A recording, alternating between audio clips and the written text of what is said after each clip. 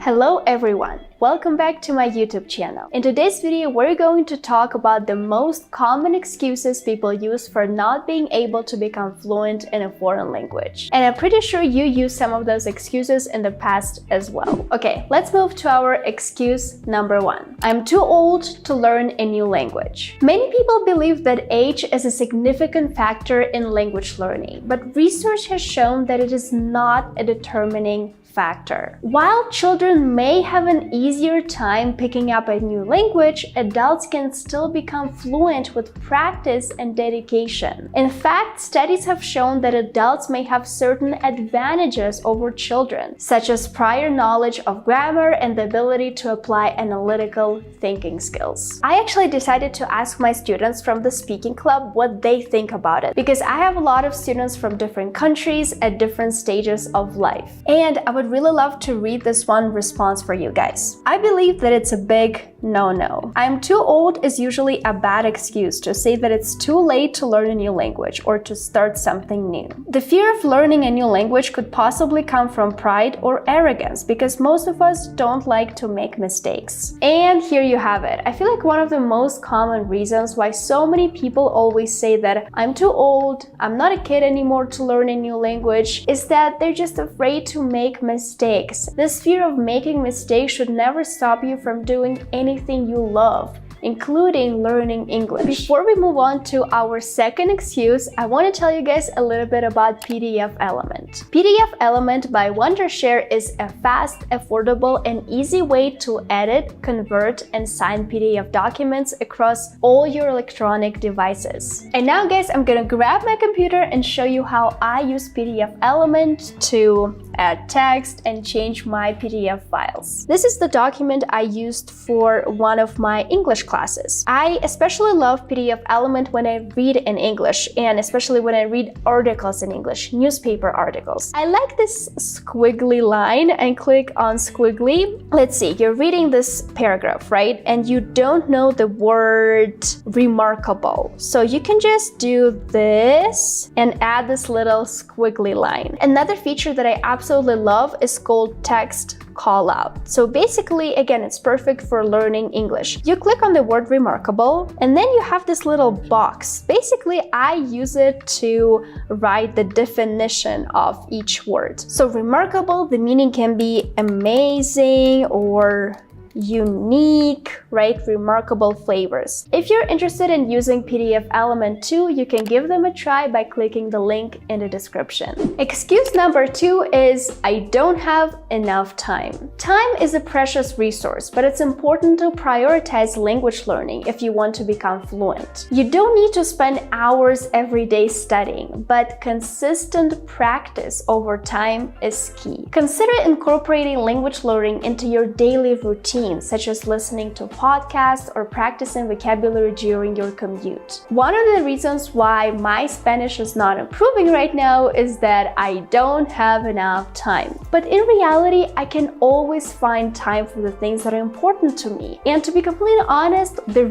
main reason why my Spanish is not improving right now is because it's not my priority, unfortunately, but I really do want to make it my priority and study the language every day. And what helps me usually is establishing a routine and telling myself, okay, Veronica, every day at 3 p.m. you have to study Spanish. Excuse number three is I'm not good at languages. Many people believe that they're not naturally gifted at learning languages, but the truth is that language learning is a skill that can be developed with practice. You might need to try different methods and strategies to find what works best for you. For example, some people may prefer a more structured approach with textbooks and grammar drills. Well, I don't think it's the best approach, but for some people it works. While others may prefer a more immersive approach with authentic materials and conversation practice, which works a lot better, and I have a video about it right here. I do believe that this authentic approach, when you try to focus on the input, works the best. And again, guys, on my channel, I have a lot of videos where I talked about why doing grammar drills might be so boring for some people, and what to do to change it, what to do to make English learning a fun activity. And plus, I think that a lot of people who work a lot, who study English a lot, might even get offended when you just say, oh, you know, you're just talented, you have a natural gift. It makes you feel pretty bad. And at the same time, when people try to pick at your smallest mistakes, you lose motivation because you feel like you can't do it. You can't do anything because you constantly make mistakes, which is not true. Excuse number 4 is, I don't live in a country where the language is spoken. While living in a country where the language is spoken can be helpful, it's not necessary to become fluent. With online resources and language exchange programs, you can still immerse yourself in the language. You could consider joining language learning communities, for example, my speaking club, or finding language exchange partners to practice speaking with. I've been living in Mexico for a year now, and it's embarrassing to admit that I barely speak the language. I don't live in an English-speaking country, but I speak English.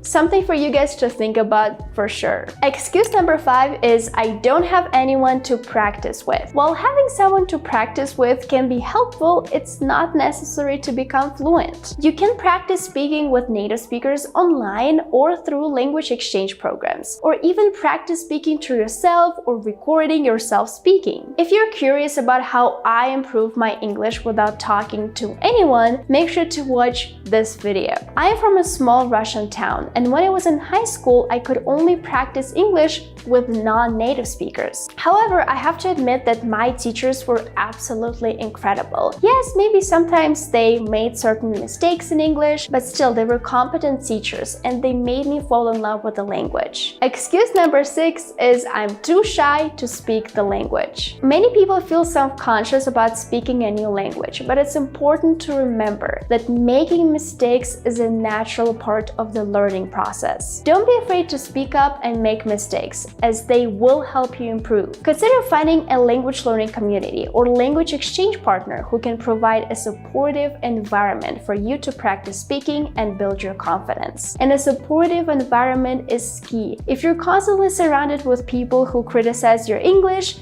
you will not improve. If you're surrounded with people who support you and who cheer you on, you will improve. You can also practice speaking in low-stakes situations, such as ordering food at a restaurant or asking for directions, to gradually build your confidence. And that is exactly what I do with Spanish. I always try to speak Spanish when I talk to Uber drivers or when I order food. So those are some of the most common excuses people use for not becoming fluent in a foreign language. If you find yourself using any of these excuses, try to reframe your mindset and approach language learning with a growth mindset. But at the same time, don't be too harsh on yourself. Coming up with excuses is absolutely normal, and we all do that. However, you always have to remind yourself, what's your goal? What's your goal in English learning? If your goal is becoming more advanced, more fluent in English, then yes, you should try to refrain from using all of those excuses and start actively learning the language. Thank you guys so much for watching. As a reminder, you can click the link below and try PDF Element for yourself to edit, convert, and do whatever you want with your PDF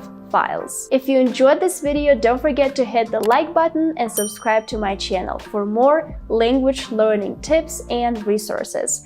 And I'll see you in my next video.